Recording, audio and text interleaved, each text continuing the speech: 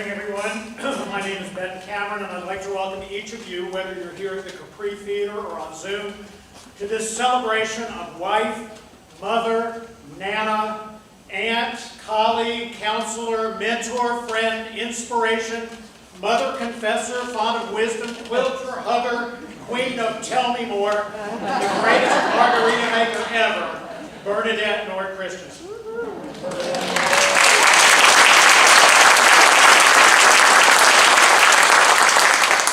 You know, whatever our relationship was with Bernie and however we knew her, I think we all experienced her as someone who, whatever was going on with her, and in her later days especially when she needed us to care for her, instead always took care of us. You know, today's gathering is yet another case of her care. Where we stand today, what we will experience, the program from the sublimely played first movement of the Bach double violin concerto, played for us by violinists Clara and Catherine Shabilska and pianist Ivan Konev, to the people you're going to encounter on stage, to the food following, to the food following the service, and even the sharing of the famous margarita recipe in the program. All of this was chosen for us and specified by Bernie, not only to help us remember her, but to share with us things that had touched her during her life or had moved her and that are going to call her to mind in the future long after we part company today.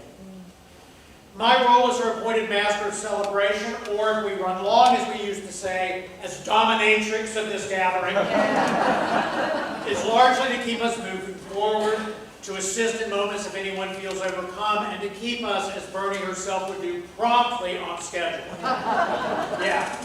Your printed programs are going to let you know both the order ahead and who the speakers are without my offering more individualized introductions, even while I will be back at specific transitional moments. That said, there is one addition to the program, so as we begin, I'd like to yield the stage to a word of welcome from the woman who has invited us into the professional home she helped create, former PCYC Executive Director, Ann Long.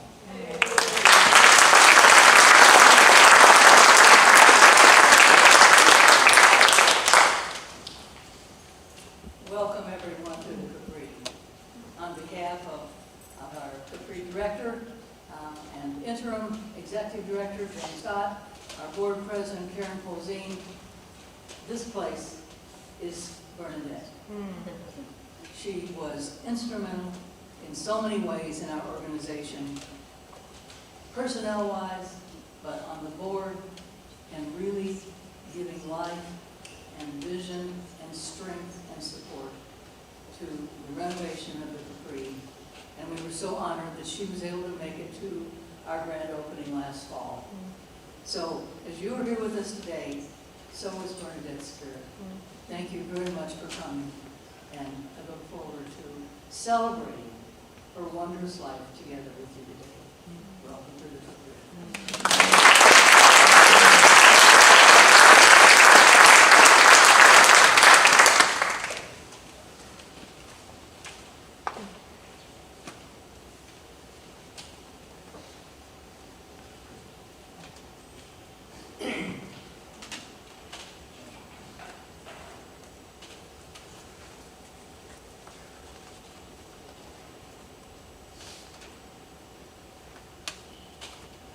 Welcome. Welcome to all of you here at the Capri Theater and to those seeing this live stream through the Bradshaw Funeral website. Hi, I'm Paul, Bernie's husband for 38 years. We met 40 years ago this coming Labor Day weekend, and it's been a great life we had together with 2 wonderful children, a grandson Lev, and also 4 dogs. I want to express my special gratitude to those who've provided so much help and support for Bernie, for me, and for this event. Thank you. Thank you for being part of this celebration of Bernie's life.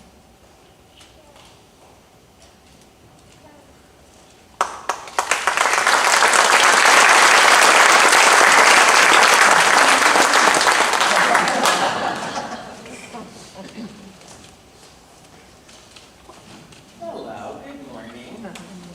I'm Mary Nord. the next oldest of Bernie's 3 older sisters and a brother. Bernie was the baby. You'll hear lots of lovely things about Bernie today. I'll tell you in advance, they're all true. And then some. Bernie was one of my best friends. It's a good bet that she was a BFF of most of you here today, too. One of Bernie's greatest talents was making a friend for life with everyone she met. Please know she cherished each one of you. And I'll say right along with, yes, Winnie the Pooh, how lucky are we to have loved someone so much that it makes saying goodbye so very hard. Before I read Gibran's poem that Bernie selected for today, I want to recognize that Bernie taught us not only how to live, but how to die. With grace and without fear. And all with the careful mentoring of Nina Gurdon, Bernie's end-of-life doula. Nina helped, I'm looking at Nina, it's choking me up. Nina helped Bernie to die unafraid and in peace. It was incredible for those of us who got to watch up close how loving Nina was with Bernie and how Bernie responded so lovingly. Bonus, Nina's wisdom and compassion extended to all the rest of us. She showed us what to do with all our Bernie love. Nina, we are forever grateful to you. Fear by Khalil Gibran. I always get it wrong. Gibran, RG. It is said that before entering the sea, a river trembles with fear. She looks back at the path she has traveled, from the peaks of the mountains, the long winding road, crossing forests and villages. And in front of her, she sees an ocean so vast that to enter seems nothing more than to disappear forever. But there's no other way. The river cannot go back. Nobody can go back. To go back is impossible in existence. The river needs to take the risk of entering the ocean, because only then will fear disappear, because that's when the river will know it's not about disappearing into the ocean, but of becoming the ocean. We miss you, Bernie, and we love you. Thank you.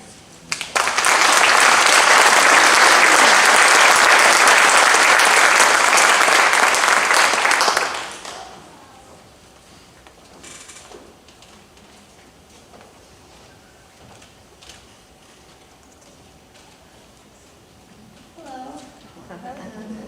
I'm Bernie's daughter, Grace, and I am reading the book, Is Your Mama a Llama?, which I think does bear a little explanation. I loved this book when I was little, and I would ask my mom to read it over and over and over, and she would.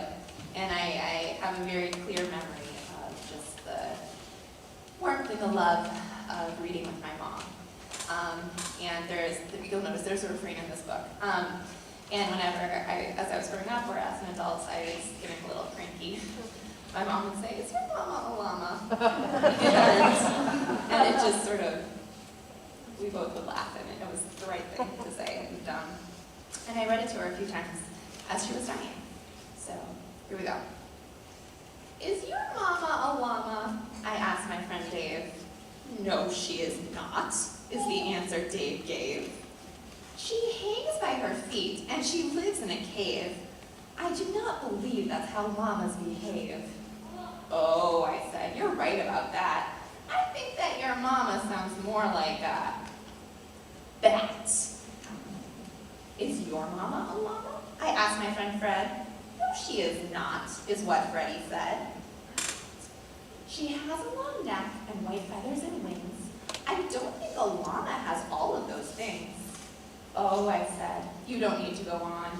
I think that your mama must be a swan. Is your mama a llama? I asked my friend Jean. No, she is not, Jean politely explained. She grazes on grass and she likes to say, moo. I that is what a llama would do. Oh, I said, I understand now. I think that your mama must be a cow. Is your mama a llama? I asked my friend Clyde. No, she is not, is how Clyde replied. She's got flippers and whiskers and eats fish all day. I do not think llamas act quite in that way. Oh, I said, I'm beginning to feel that your mama must really be a seal. Is your mama a llama? I asked my friend Rhonda. No, she is not, is how Rhonda responded. She's got big hind legs and a pocket for knees, so I don't think a llama is what she could be. Oh, I said, that is certainly true.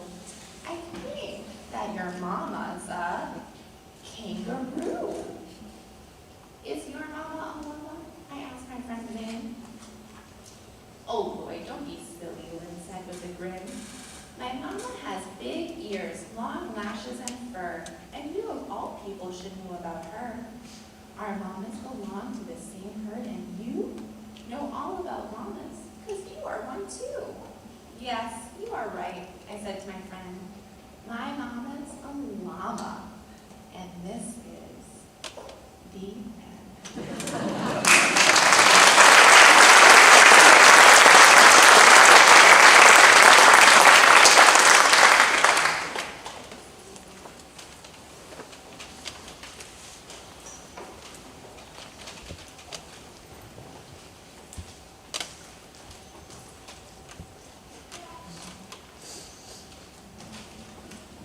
Hi, my name is Stephanie Duffy, and I have the honor of working for and with Bernie at the McKnight Foundation. Last summer, Bernie invited me over for her famous margaritas.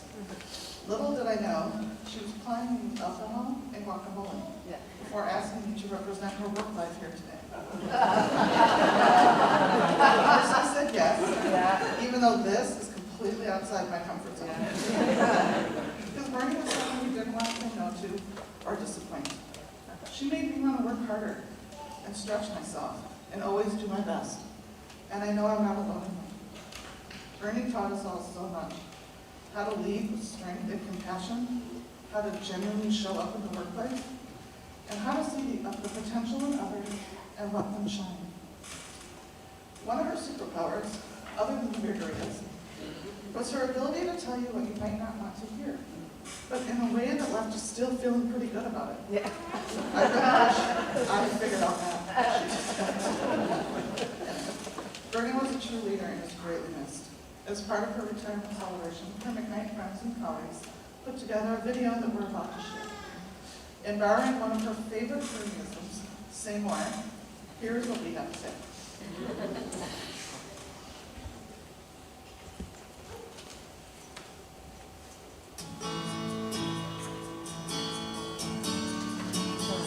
Bernadette's a valued colleague, a trusted advisor, and has been a partner with me ever since the moment I walked through the door.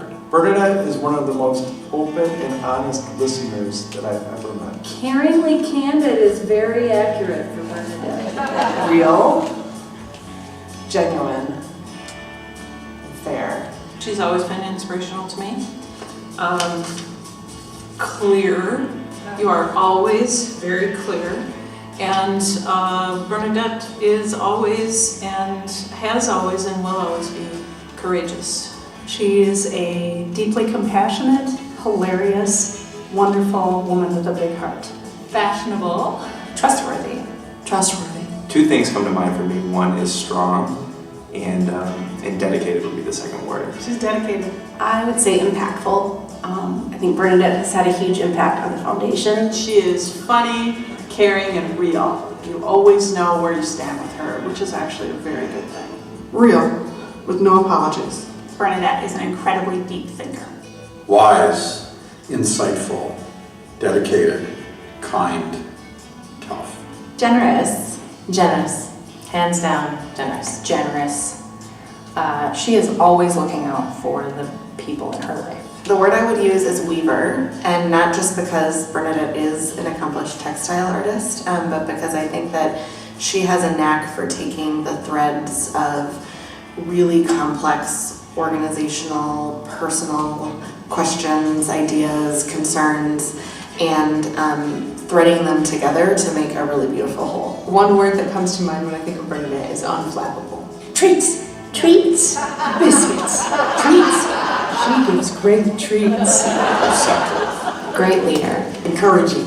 Supercalifragilisticexpialidocious. Bernadette is a relationship builder extraordinaire. That's what I think of when I think of Bernie. And I think everybody here at McKnight in some way feels connected to her and feels like they can rely on her as a friend, as a confidant. She gives great advice. I wrote a haiku, and here goes.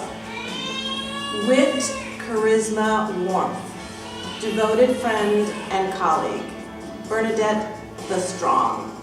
Bernie, thank you for sharing your wisdom, your grace, and your kindness with all of us all these years. I'm going to miss you so much. I've really looked up to you, and I've tried to emulate you, and I would say that's the highest form of flattery that I can give you. Well, I'm sad I won't be able to stop by your office for treats anymore. I'll smile when I think of the times we played tug together.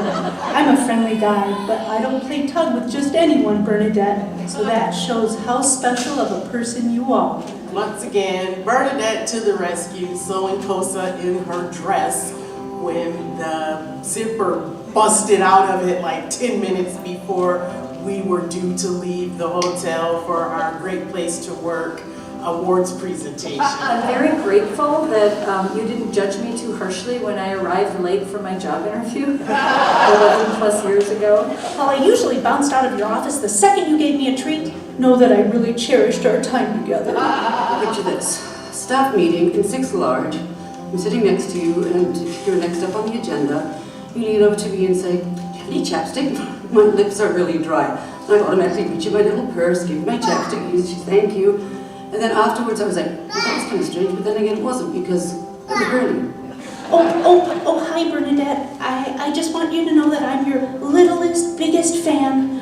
Oh, okay, bye. I gotta go back to my shark bed. I couldn't help but think about how you came over to McKnight from the Guthrie, and I just thought of Mary Poppins and how you just kind of floated over here with the wind and landed here at a time when we really needed you. You helped us be better as people and better as an organization. Bernadette, thanks for all the great treats and for helping make McKnight a dog-friendly workplace. I literally wouldn't be where I am, not where I am right now without you. Yep, definitely wouldn't be on this chair. One of the biggest memories of you is when you put me through your behavior modification training because I was too scared to walk into your office to grab chocolate. I just remember walking by your office one day and seeing that little piece of chocolate out on your ledge with my name on it. Every so many days, I need that chocolate posted to your office.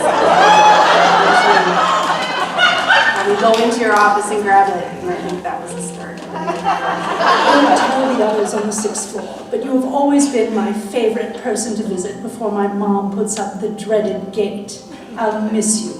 P.S. You had the best treats. It's hard to imagine McKnight without you, but you've made such a lasting impact.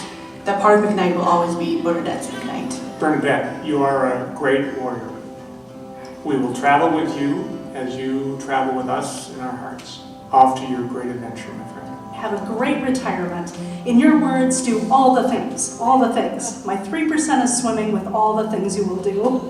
Have a great retirement, Bernadette. I'll miss you. Thank you. You're one of the most generous and thoughtful people that I know, and I love you. Bernadette, we love you and we're rooting for you, and we are going to miss you so much.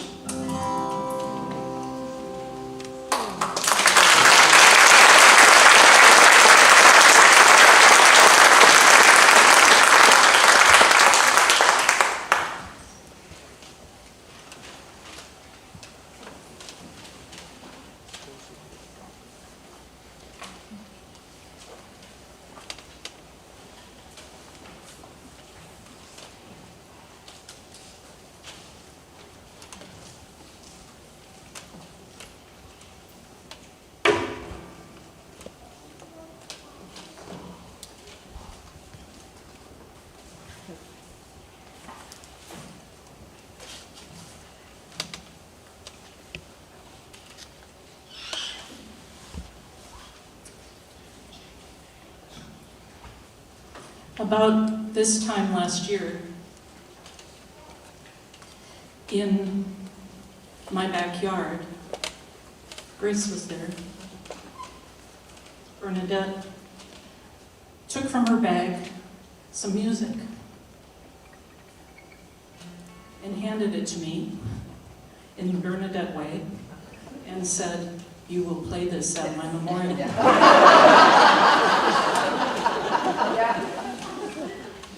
But I didn't get any margaritas or guacamole. So I don't know about that. But Bernadette, it's an honor.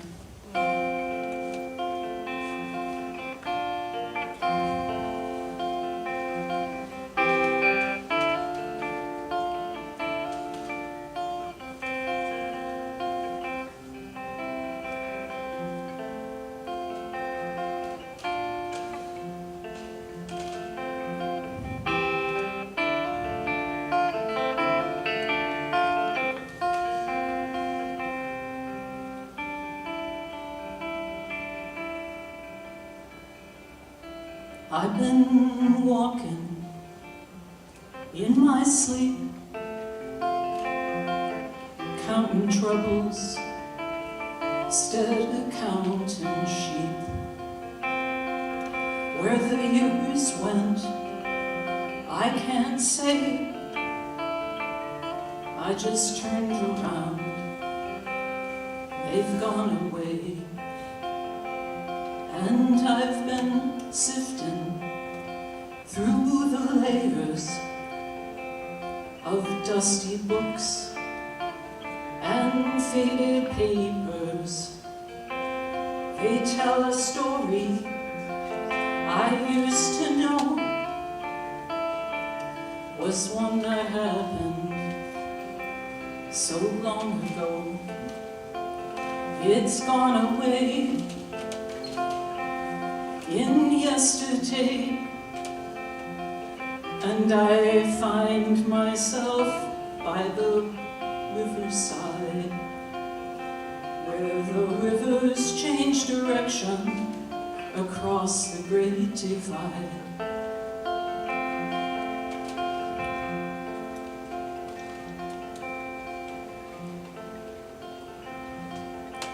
Well, I heard the great owl calling softly as the night was falling, with the question, and I replied, but he's gone across the borderline. He's gone away in yesterday, and I find myself on the riverside, where the rivers change direction across the great divide.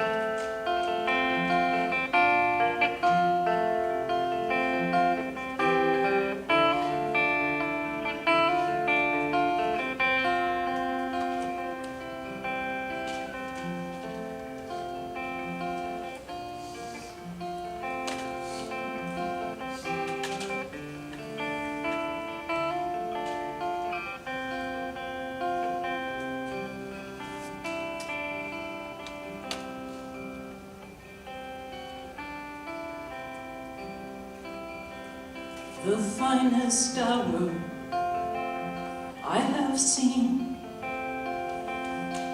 is the one that comes between the edge of night and the break of day. It's when the darkness rolls away. It's gone away in yesterday, and I find myself on the mountainside, where the rivers change direction across the great divide. It's gone away in yesterday,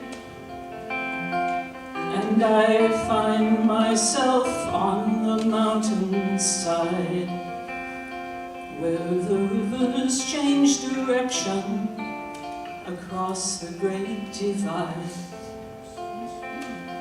Where the rivers change direction across the great divide.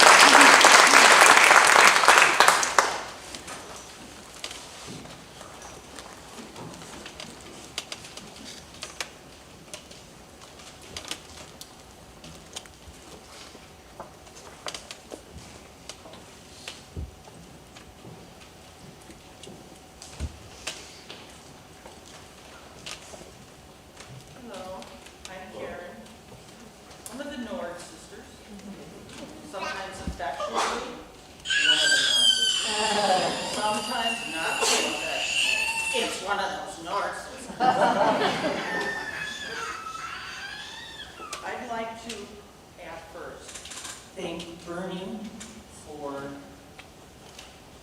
planning the party, and my sister Maren, and everyone else who has helped execute the party. I know that there was a lot that went into it, so I'm not going to read names because I'll forget somebody, so you know who you are. Thank you very much. Also want to ditto everything Mary said about Nina. Nina was spectacular. She was our angel that helped us traverse through the last few weeks of Bernie's life. So I'm going to talk about Bernie as a sister. So to put some context around this, because some people think birth order is meaningful. I'm not sure I do, but for those that do, this will be important. Bernie was the youngest of 5 children. I was in the middle. I was 10 years and 3 months older than her. I think that space allowed us to have no sibling rivalry, no jealousy, just sisters, 10 years, 3 months apart. So, I have some Bernie stories. When Bernie was little, I'm sure it was before 3, remember this was a long time ago, before the internet, before Sesame Street, before the electric company, so way back when. She was putting together this, we had this really cheesy plastic set of presidents. Like this big, all these presidents. And there was plastic risers that you would put them on. And I'm sitting in the living room and I'm just kind of watching her. She'd go to the kitchen for about 30 seconds. She'd come back. She'd put a couple of the presidents on. She'd go to the kitchen. She'd come back. Put a few more presidents on. And after a while, I just said, Bernie, what are you doing? Well, I need the calendar to tell me what numbers come next. I knew right then how really smart, clever she was. Bernie suffered some, as the family did, some pretty great losses, and she was maybe early teens. We suffered the death of a sister by suicide, death of our father after years of being a paraplegic and then a quadriplegic. When I reflect on those years now, I wish I had been more of a present big sister to Bernie. As adults, 10 years, 3 months kind of like disappeared, and we were pretty darn close. Some of the things we would do, we routinely check in, sharing books, TV, movie recommendations, soliciting advice, mostly me soliciting advice. And one of the things we had done for years is we played Upwards online. We had played 410 games. I'll do the breakdown, but I won't tell you which percent was good. Someone won 205 games, which was about 51%. Someone won 196 games, which was about 49%. And there were 9 ties. You don't tie in Upwards. And we tied 9 times. So I think we were very well matched. The other thing I think so fondly of Bernie is the numerous vacations we took together as sisters, as families. We went sailing on the Missouri River. Oh, that was BP and DG. Before Phil, before Grace. Yeah. Stayed at condo in Okoboji. I think that was BG. We spent a week in Colorado. BG. Many summers at Loon's Lake Resort in northern Minnesota. It was one of those things, Bernie had done that one summer and she was telling me about it, and I went, geez, that sounds like fun. Well, why don't we come next year? Okay, we're there. Trip to London. We did a trip in the fall to New England. It was one of those where Bernie knew that was on my bucket list. She called me one day and said, you know that the trip to New England you want to take? Yeah, well, let's make it happen. Sure. So it was great because Paul loves to drive. Handed the keys to Paul and off we went. We did a trip to Belize. We've done many trips to Mexico. The last trip I took with Bernie was to Mexico with Bernie and Paul and David and I, not David the younger, David the elder. And it was right before COVID hit. And I'm just so thankful for that wonderful 10 days that we had together before all hell broke loose due to COVID. Well, my next story will help me here. Imagine, if you will, that you are in your first week of empty nesting. Anyone been there? Good feeling? Feels great? Look forward to it. Well, you know, there's more freedom and less responsibility. Bernie and Paul were there, and then, boom. Her niece's daughter is diagnosed with terminal brain cancer. That would be my daughter, my granddaughter. They live in Montana. And their pediatric oncology team was at Minneapolis Children's Hospital. They were told to get there. They are expecting you. So what does Bernie and Paul do? The new empty nesters? They move the family in with them. Moved them in. So five extra people in your household. So 5. Well, there is my daughter, Anne, her husband, Derek, the granddaughter with the brain tumor, Signe. Oh, I forgot to mention, they also had a 2-month-old at the same time. So there was me taking care of the youngest. Bernie and Paul made us feel so welcome. Encased all of us in so much love and didn't treat us like we were visitors. And that's a lot. I mean, we had one extra person in your house for a while.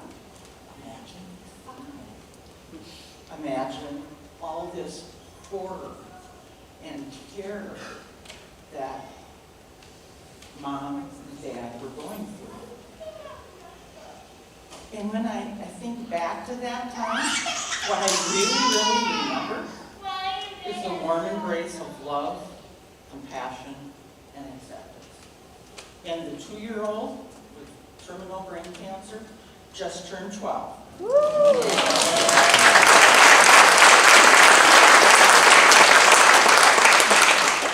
I always will know that part of her recovery, because this wasn't supposed to happen, was because her mom and dad were able to be with her and did not have to worry about where they're going to sleep, what they're going to eat, no logistical thing other than getting back and forth to the hospital.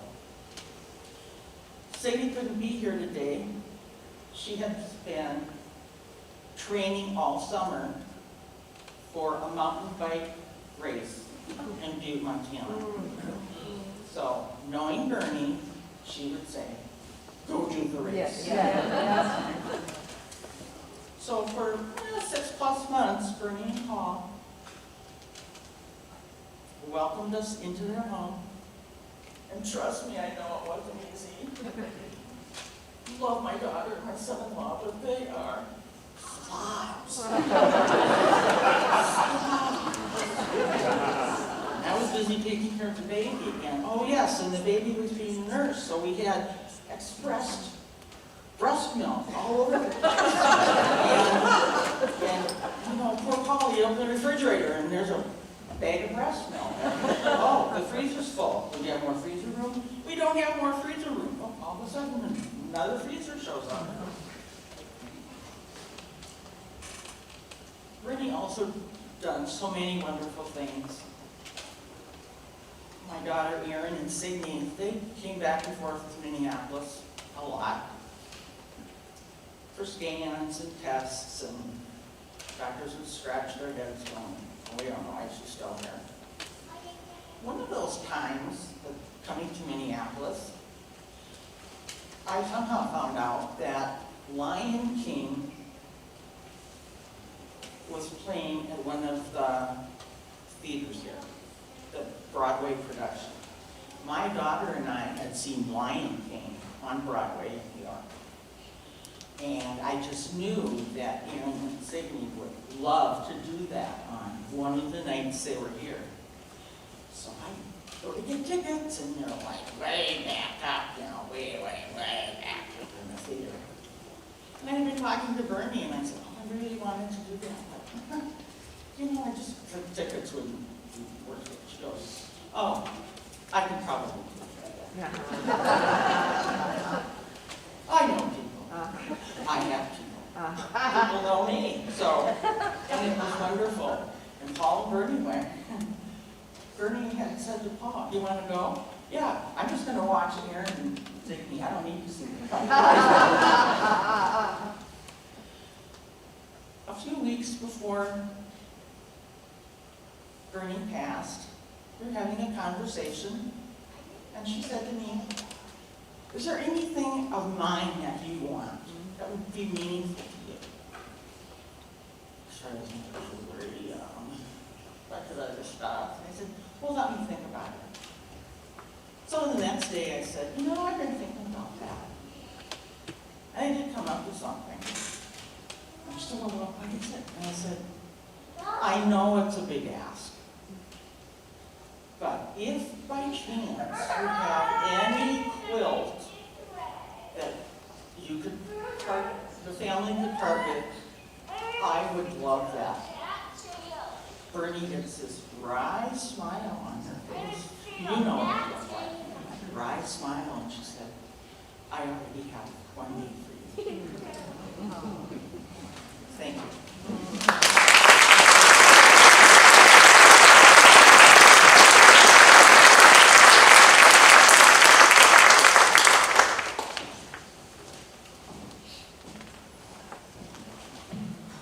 Oh,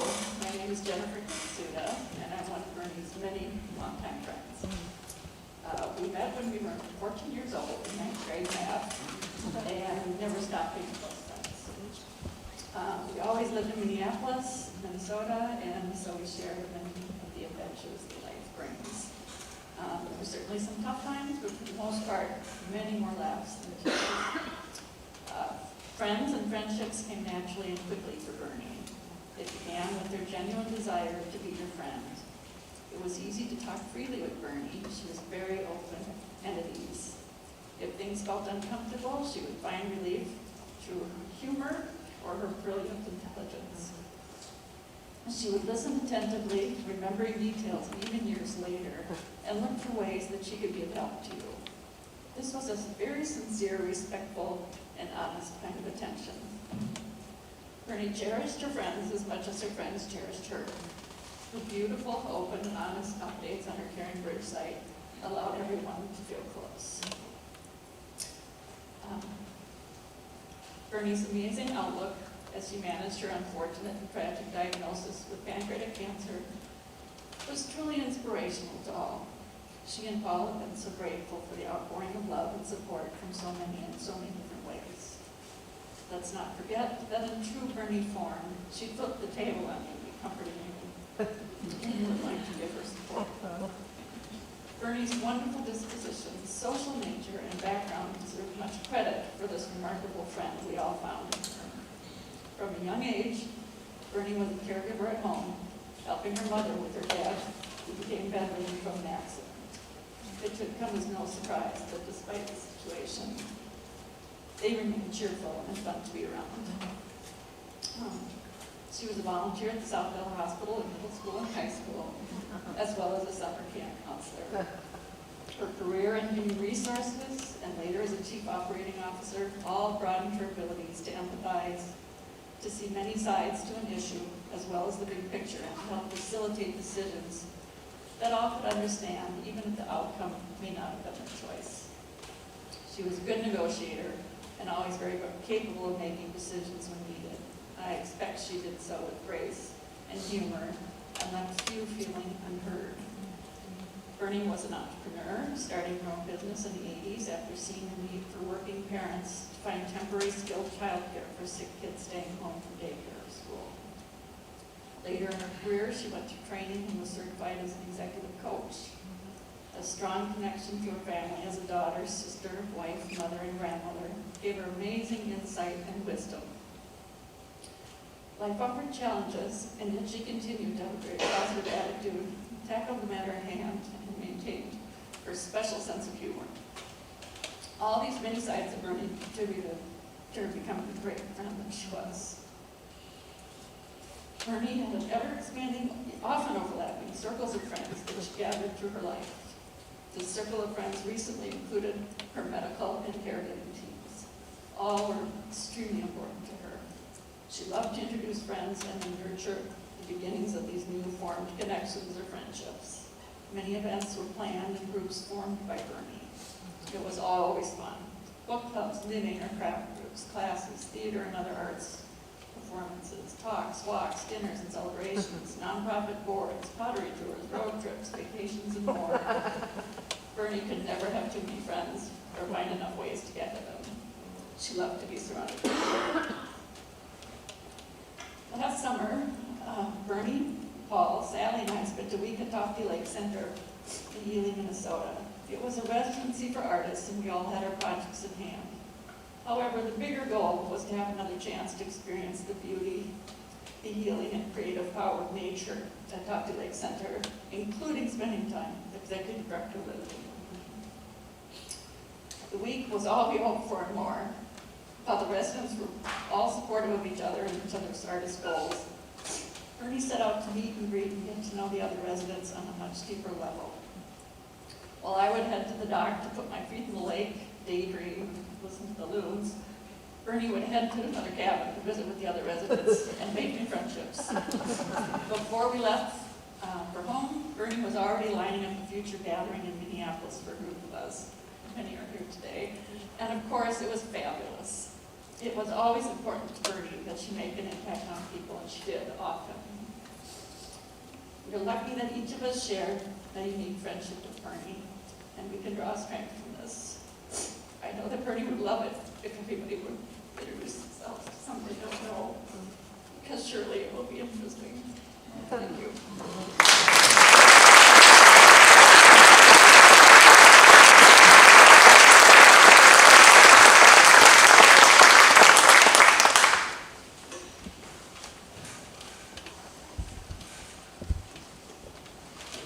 I'm gonna need a margarita after this.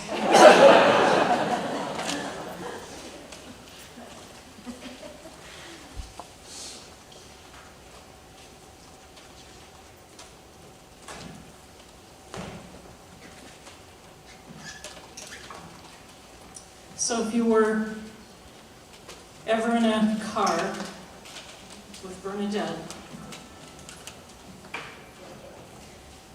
going on one of the many trips that we've heard about, you would most likely at the top of your lungs be singing, "You've Got a Friend."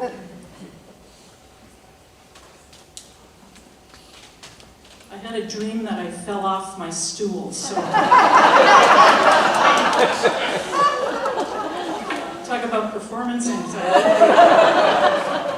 So this morning, there's that, you know, that seal stuff that you put around bowls, saran wrap, that heavy duty saran wrap. It's on the chair so I don't fall off.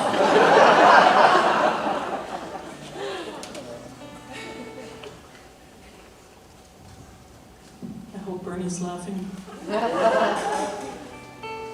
So this is a sing-along.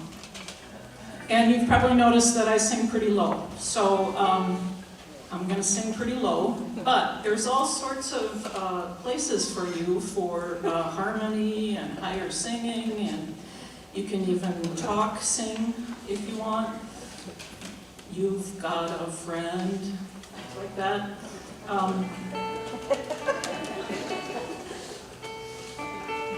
Bernadette thought that we should just all sing this together, so let's try it.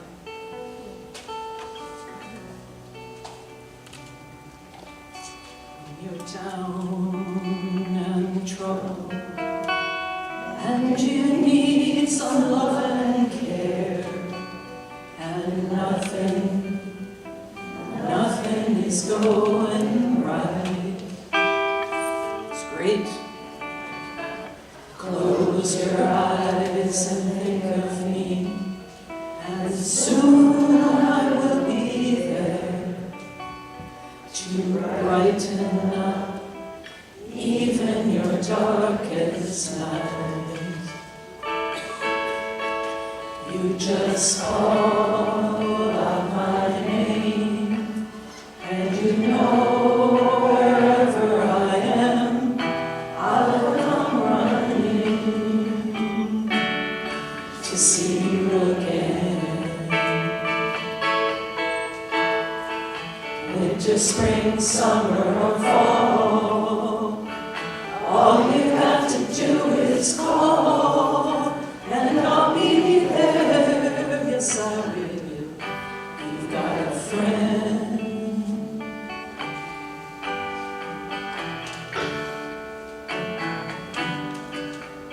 If the sky above you grows dark and full of clouds, and that old north wind begins to blow, keep your head together and call my name out loud. Soon you hear me knocking at your door. You just call out my name, and you know wherever I am, I'll come running to see you again. Winter, spring, summer, or fall, all you have to do is call, and I'll be there. Yes, I know that you've got a friend when people can be so cold. They'll hurt you, yes, and desert you, and take your soul if you let them. Oh, don't you let them. You just call out my name, and you know wherever I am, I'll come running to see you again. Winter, spring, summer, or fall, all you have to do is call, and I'll be there, yes I will. You've got a friend,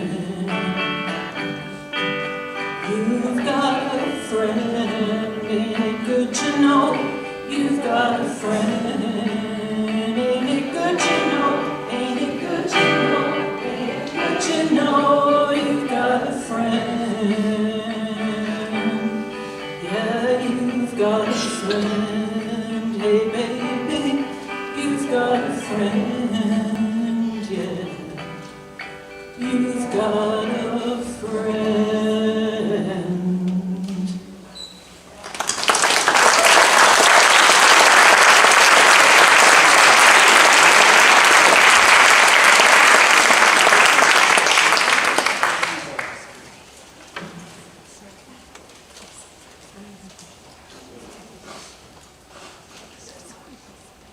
I'd like to invite us all to take just a moment of silence and to remember individually things about Bernie, stories, moments, things she meant to us.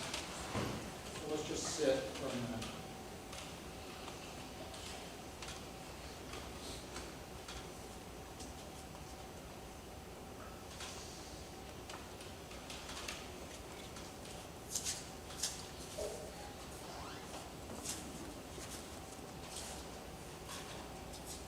You know, we've heard a lot about Bernie. We've seen people talk about her. We've seen people talk to her through the Unite video especially. And Bernie wanted to make sure that there was space in our time together today for anyone who felt so moved to be able to also share a memory or a story or to say something to her, even while she was adamant that nobody should feel pressure to do so. So in this moment in which we both combine her Tell Me More with my dominatrix side, which will keep us on schedule, anyone that is so moved, we're going to invite, if we could bring the house lights up so we could all see one another. Anyone that feels so moved, please just stand. As Jennifer said, in the spirit of Bernie connecting friends to friends they don't yet know, please just tell us who you are. And then, in the spirit of Sing Out Louise, if you would shout for the benefit of the acoustics of the room and tell us what you would wish to share, this is the time in which we invite you to do so.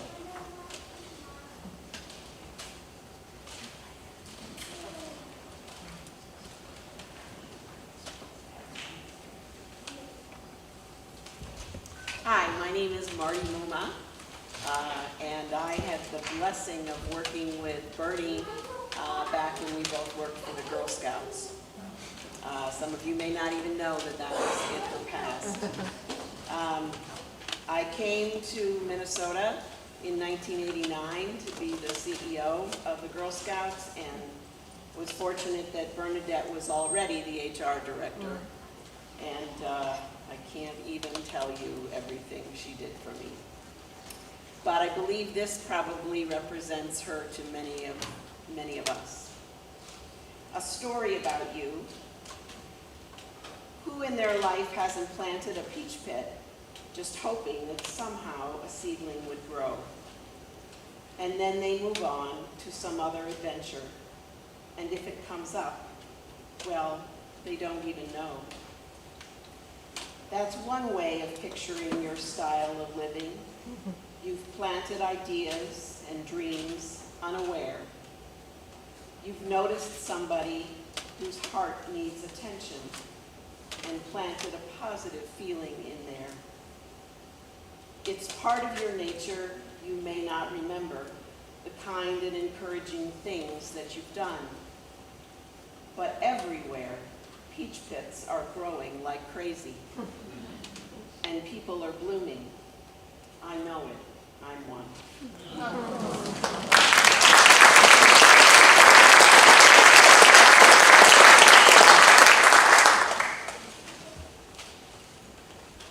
Good.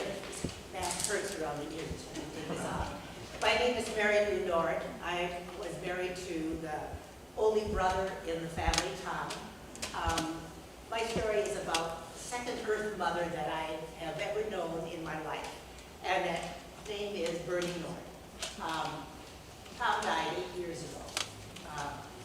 It was a sudden thing. I had a village around me. I have come from a family of 10 kids. But there's Bernie. I live in Madison, Wisconsin. I knew that she could fly out in her car. I'm sure she broke all kinds of records. But there was Bernie. There was no obit. Bernie wrote the obit. We planned a memorial. I had no, I can't stand the word facilitator, but I'm going to use it. Facilitator for it. She said, oh, I'll do that. And she did many things at that time. In fact, Lev, it's in your grandma's story. So that's the story I wrote about, was how she helped me. She came out the following year and helped take care of the computer systems that Tom had that I didn't have a clue about. She said, we'll have a computer weekend. She came out for it, of course. And then I said to her when we were sitting at the patio table, I know so little about computer work. She said, well, let me see what I can do about that. So she called someone, an IT person, was it you?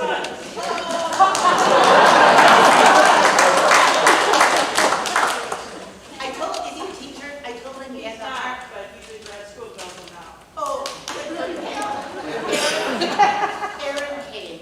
He was patient, he was kind, and he brought me along. So if there were different needs over time, and I would mention something to Bernie, and Bernie would say, oh, I can help you with that. And she did. She followed through. So I'm immensely grateful. And now in the last year, her dear husband, Paul, and their wonderful dog, Bee, have stayed at my house a couple of times when Paul goes out to visit Grace, David, and Lev.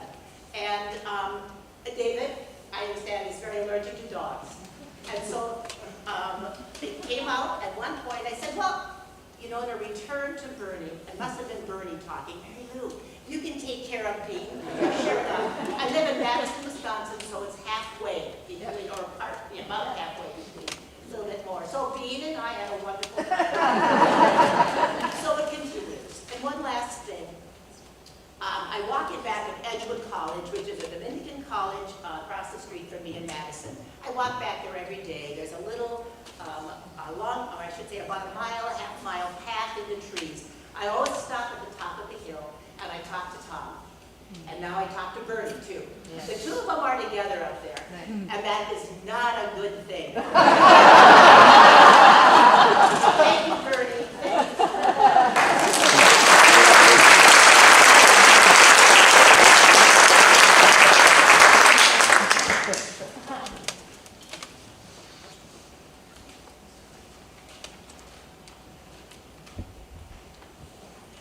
Hi, I'm David.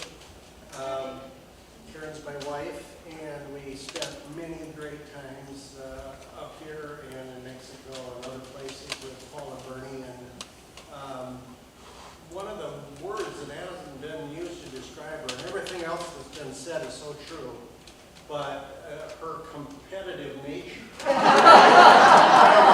don't know what to do about that. But we would be playing upwards.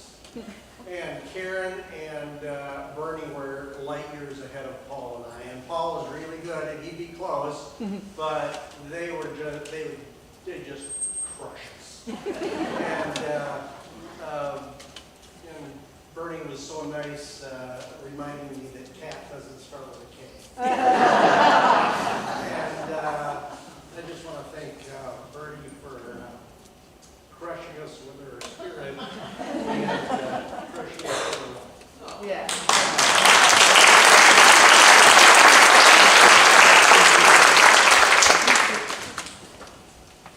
Hi everyone, my name is Liz, I'm a woman. I just want to echo what the dog said. There's so many beautiful things everyone has said about Bernie. I want to echo what the dog said in the video about literally not being in the chair to be in that chair without knowing Bernie. I wouldn't be where I am. I wouldn't be the executive director at Thompson Lake Center still without all the peach pits that Bernie helped to plant there as a 9 years on the board.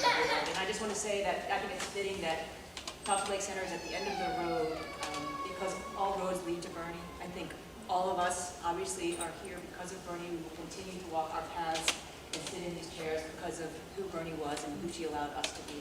So I just am so grateful to her, to know so many of you, and hope to know more. Thank you.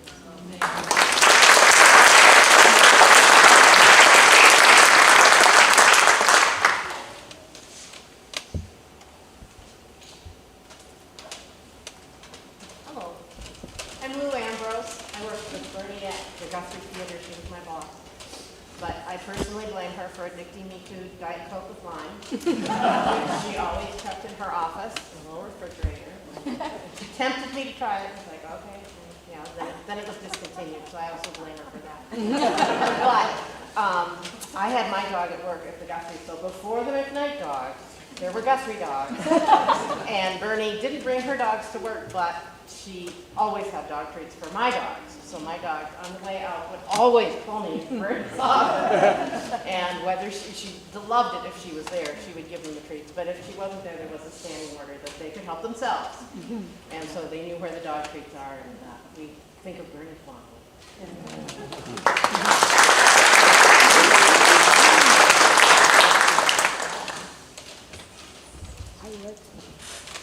My name is Phyllis Goff, and I am on the McKnight Foundation Board of Directors. And I want to share that Bernie had a pragmatism about her that was undeniable, in a way that she would always bring you down to earth. And for the board, it was always important to bring us down to earth, because we were always there. And it reminds me of an old commercial. It says, when E.F. Hutton speaks, everybody listens. When Bernie would speak at the board, not only would everybody listen, everybody would turn around to Bernie and say, tell me more.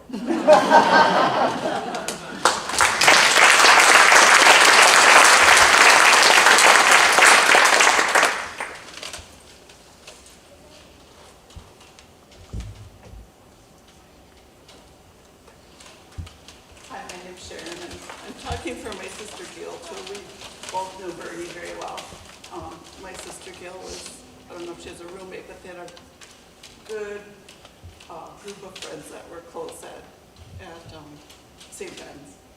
And they went to Germany together, and they had lots of stories. But they, they weren't, after, you're out of college and whatever, they weren't as close as, didn't know everything that was going on all the time. And so my sister Gail went through kind of a tough divorce, and she had some little, her kids were little. And lo and behold, a block and a half away, Bernie and Paul built a house.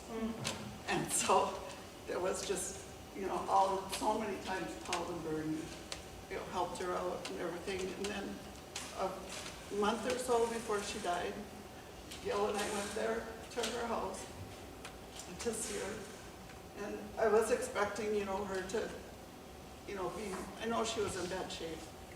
But we get there, she comes to the door, she makes us an espresso, she has us sit down, and here she's waiting on us, and I'm just like, oh my gosh, this is Bernie. So, we just miss her so much, and she's had such a effect on our lives, and, it's just hard. I know it's hard for me, too, so thank you, Bernie.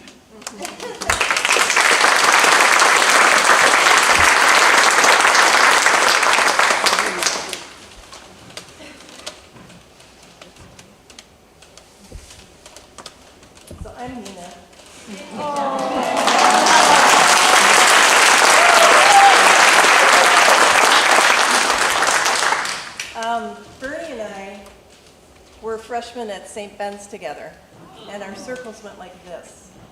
So I knew these people, she knew these people, we never met. So when I became her doula, she actually wanted someone else, and they referred her to me. And then the first thing we talked about was tell me about a little bit about yourself, and we found that out, that we had all these friends that were in different circles and we had never met. My first impression of Bernie was that she was very formidable.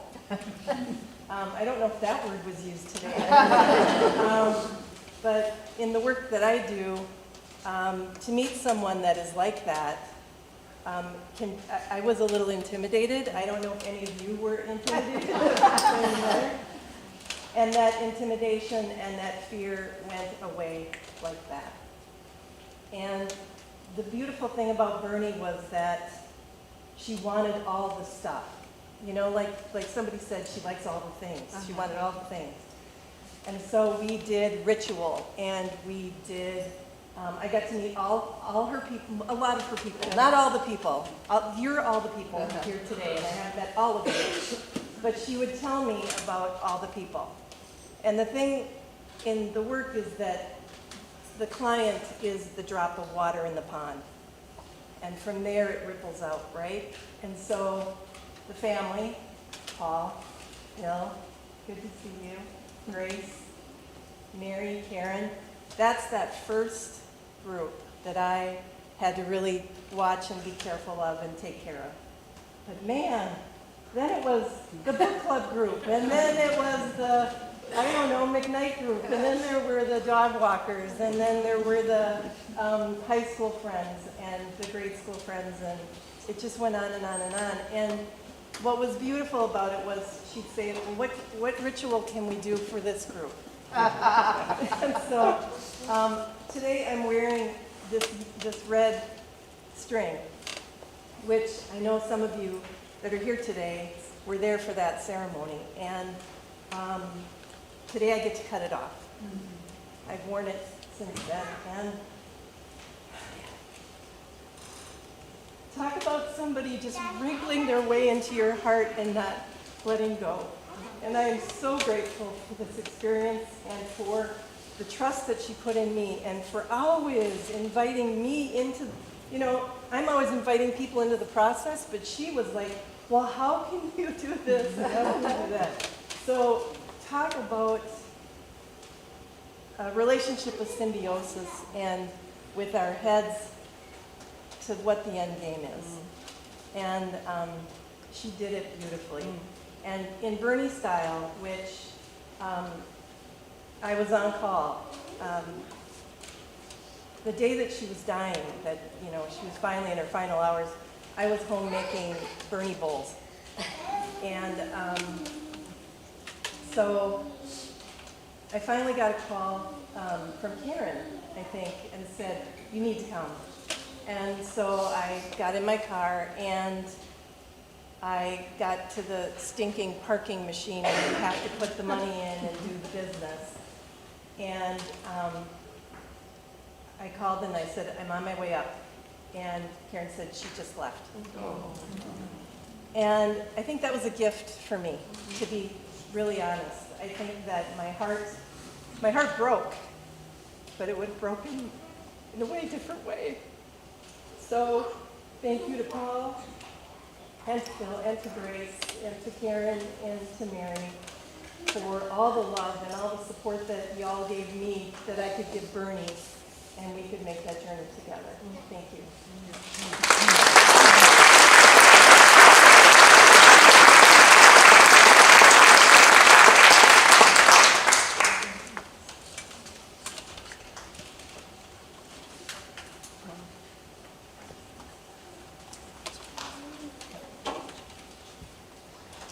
That's sort of a perfect round for us.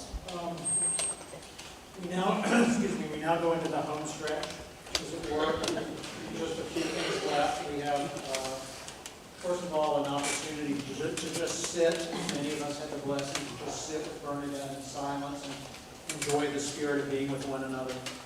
We have, I think, a few final recollections from Bernie herself, and then we have ultimately the affirmation of, when all is said and done, what Bernie believed in every fiber of her being to the very end. It's offered to us by the great T. Michael Randall. So with that, let me give the stage to the musicians. Thank each of you online. Thank each of you at the Capri Theater for being here today. After Michael sings, we'll be adjourning to the hall to your left as you go out the door for food, non-alcoholic versions of the famous margarita, and other things that Bernie has chosen for us as an opportunity to spend time with the family, to spend time with one another, and to continue to remember and celebrate her together. Thank you all for being here today.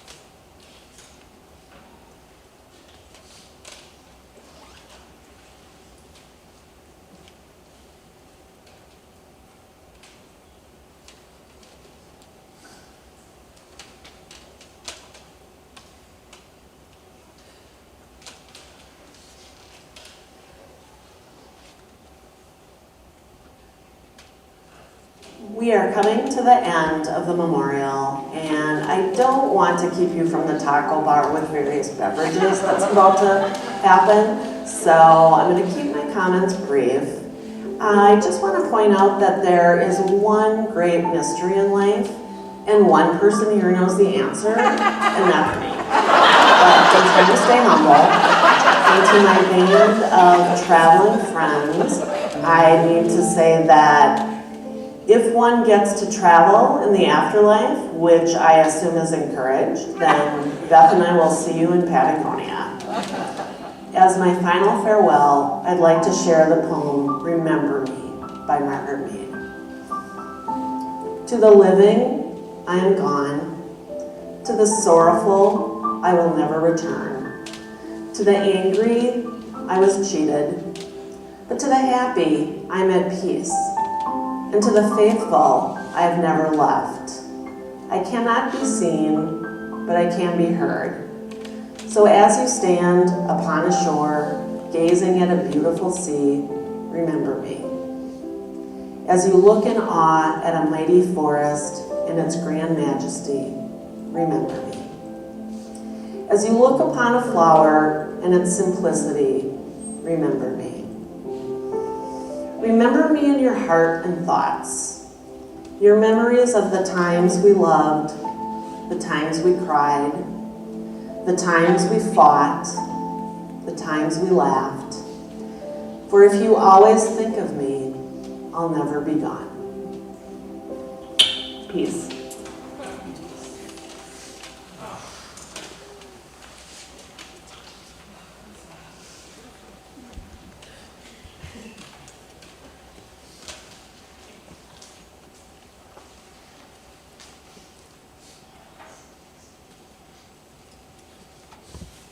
Good afternoon. Good afternoon. I'm an actor. Who needs this anyway?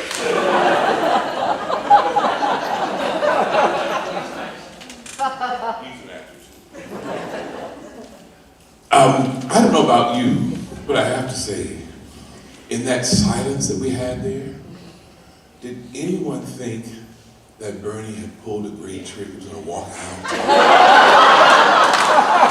Wouldn't that have been fabulous?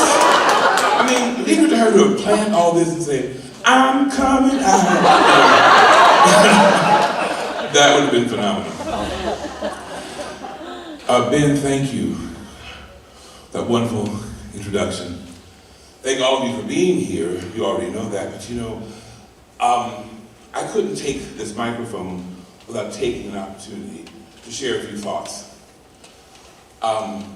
Bernie was someone that I was kind of a peripheral, tertiary kind of over there experience with her, in that we'd see each other at the Guthrie or in community, and she had that amazing way of looking at you with her eyes wide open, but you could see her winking at you.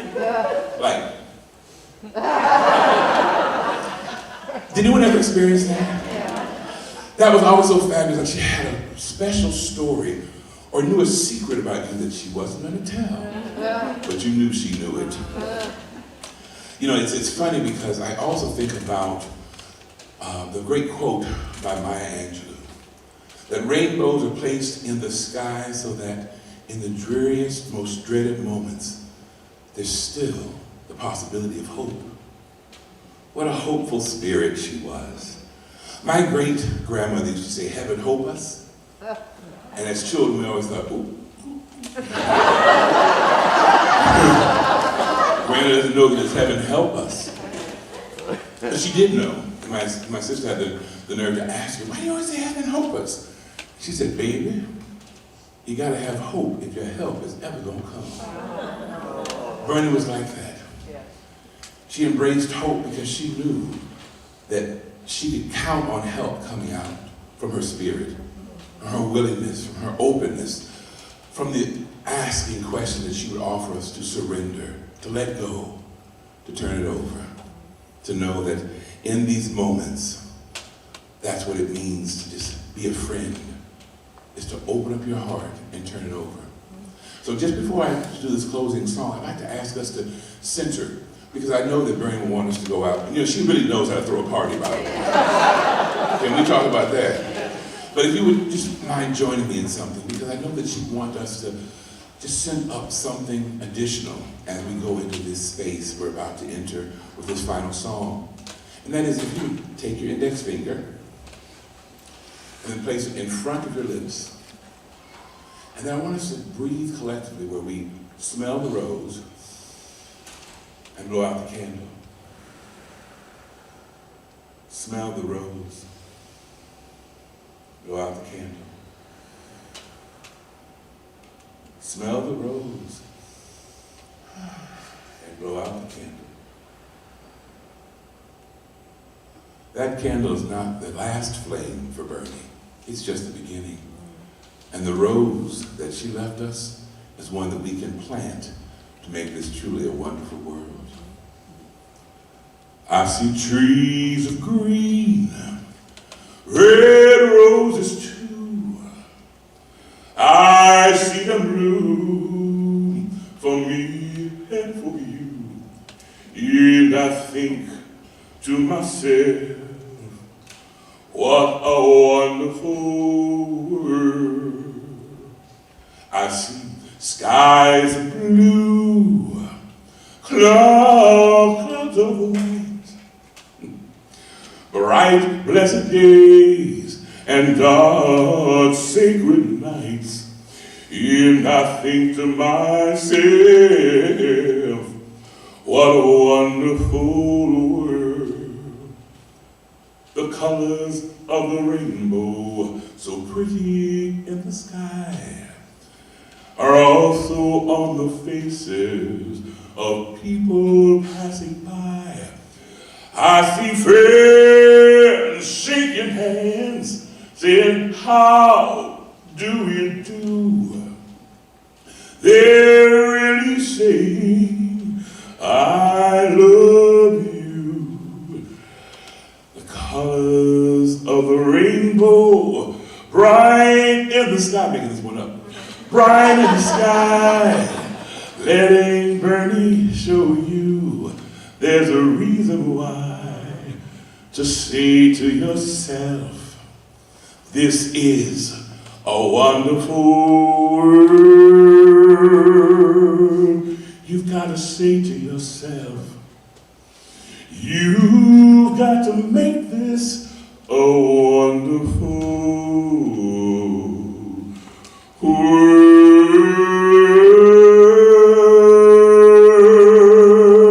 wonderful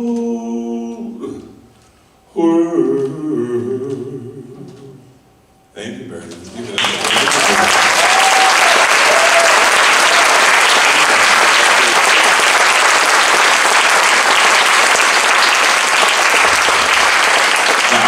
Though I was not bestowed this honor, but I get a chance to say, let's go party up.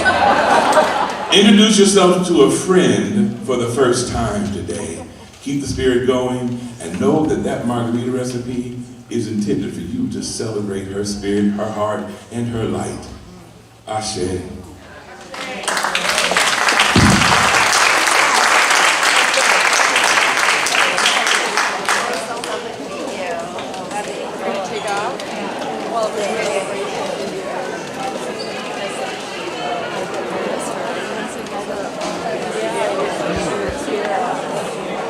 Yeah.